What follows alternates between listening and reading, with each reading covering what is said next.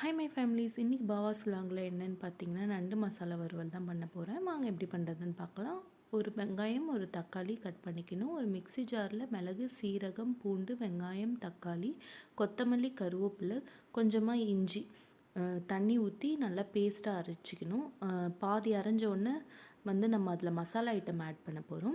குழம்பு மிளகாத்தூள், coriander powder, red chilli இதையும் சேர்த்து நல்லா அரைச்சி எடுத்துக்கணும். நெக்ஸ்ட்டு நண்டு வாஷ் பண்ணி வச்சுருக்கேன்.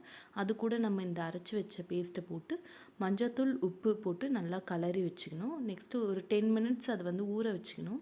ஒரு பேனில் எண்ணெய் ஊற்றி கடுகு போட்டு பட்டை, கிராம்பு போட்டு நம்ம இந்த ஊற வச்சுருந்த நண்டு மசாலாவை போட்டு கொஞ்சமாக பெப்பர் போட்டு தண்ணி ஊற்றி நல்லா அது கொதிக்க விடணும். அது நல்லா கொதிச்சுட்டு ஒரு கட்டியாக ஆகிடும். நம்ம அப்போ எடுத்து ஒரு கிண்ணத்தில் மாற்றிக்கணும்.